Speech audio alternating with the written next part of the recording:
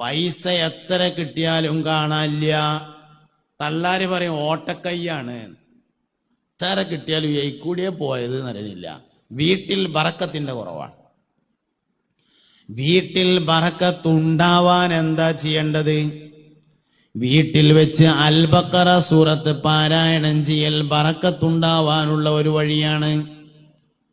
എല്ലാ ദിവസവും രാത്രിയില് സൂറത്തുൽ വാഖിയ ഒരു തവണ ഓതുക എന്നത് ബറക്കത്തുണ്ടാവാനുള്ള വഴിയാണ്.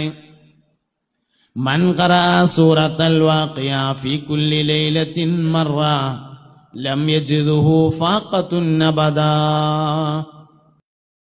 ആരെങ്കിലും എല്ലാ ദിവസവും രാത്രിയിലെ ഒരു തവണ സൂറത്തുൽ വാഖിയ ഓതിയാൽ അവനൊരിക്കലും ദാരിദ്ര്യം വരൂലാന്ന് ഹബീബായ മുഹമ്മദ് നബി സല്ലല്ലാഹു അലൈഹി വസല്ലം.